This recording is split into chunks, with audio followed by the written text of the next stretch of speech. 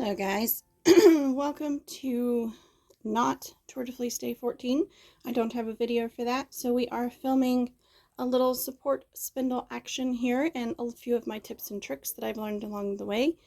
This is not a support spindle, it is a Snyder Turkish spindle, and I've already spun quite a bit. I suddenly got bit by the spindle bug, and it's got a nice little point down at the bottom. Not the best for support spindling. You can see there is a line of wear and tear where I've been spindling it against a surface. But I really like using these as support spindles, and for some reason I just had to do that the other day and I've been hooked. I believe this is Cheviot wool, but I'm not 100% positive. I've had it in my stash forever and I dyed it years and years and years ago. I have several different support spinning bowls. This is a candle holder.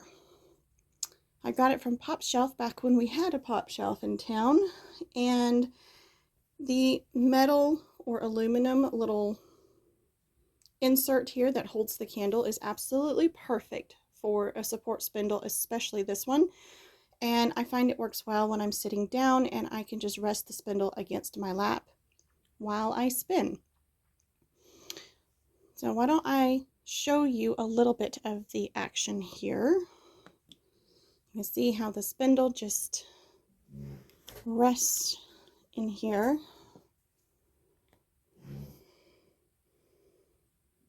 It spins very easily.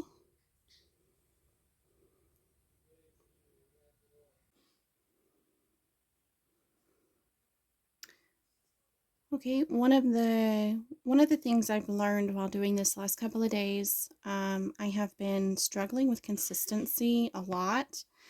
And one of the things I've learned is that when it starts to get a little too thin, to just move the hand backwards on the fiber supply so that the twist will grab a little bit more fiber.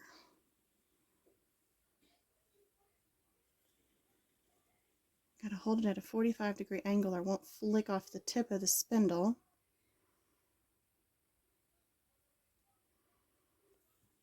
And park and draft is perfectly acceptable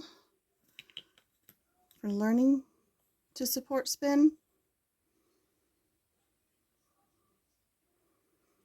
This is not a tutorial on how to use a support spindle, just a few tips and tricks I have learned. So that one really helps with the consistency.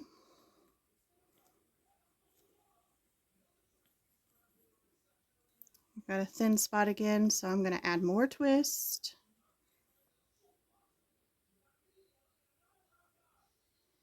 And then I just messed that up, of course.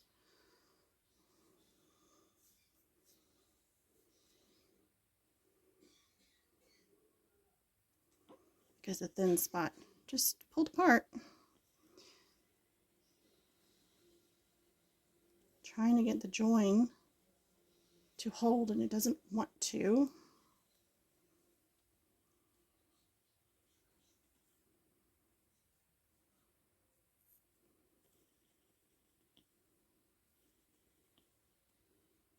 And this is true of all spinning. Sometimes the joins just don't want to do.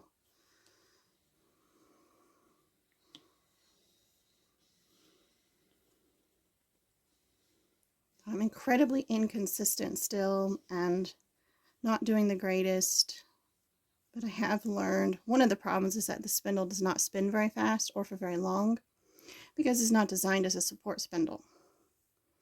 It's designed to be a drop spindle.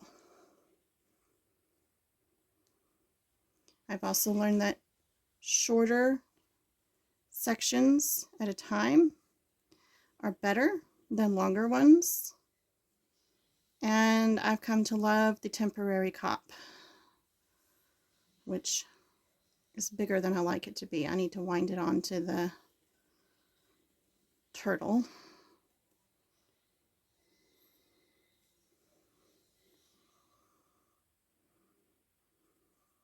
But it's so much quicker than stopping and winding around the turtle every single time I have a section that's drafted out that I need to store. This little strip of comb top has already been, like the dyed top has already been stripped down, so I don't have too much fiber to worry about. This would be easier to work with if I pre-drafted properly, probably, which I just haven't done, so I think I might try that and see how much that helps. This is a little bit compressed, and that may be why I'm fighting with it a little. But the main thing I've learned is that where you hold your fiber makes a world of difference for how it drafts.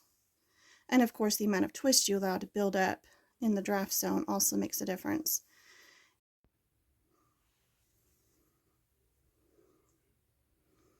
To wind it off the spindle, what I like to do is capture it around my pinky and then go between, and I just anchor it behind my finger to keep everything from getting tangled.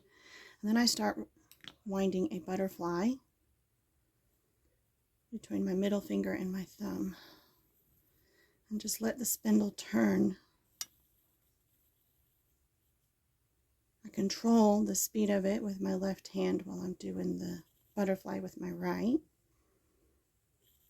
Yeah, my thumb and finger get closer and closer together as I go. And then I'm doing an upside down turtle at the moment, so I'm going over to under one. It's supposed to be the other way around, but I will switch it up here soon.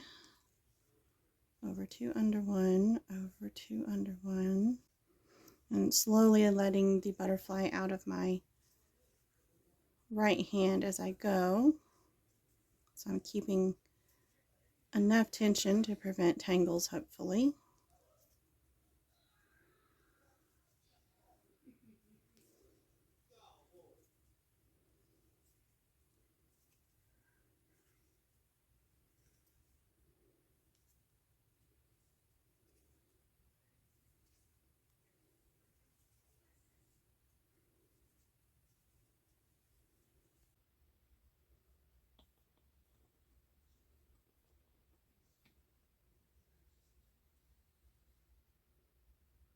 I don't think pre-drafting helped me at all.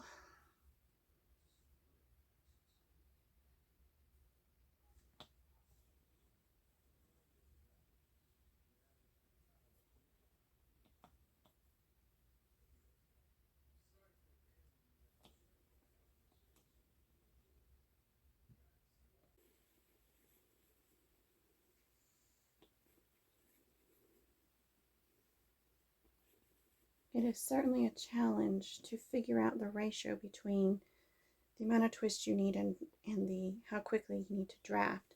And that is something I struggle with on a drop spindle and at a wheel. Long draw, long draw is not something I'm the greatest at.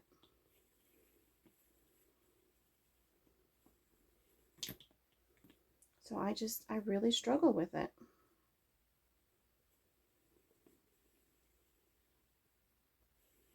It's not the fact that I'm support spindling that is the problem. It is the fact that I'm not great at unsupported long draw. And I don't know, I haven't gotten a feel yet for how this spindle spins. Now I'm sure if I had a proper support spindle, which I do, I just didn't have one empty. But I'm sure it would be much easier if I had a spindle that would spin a whole lot faster.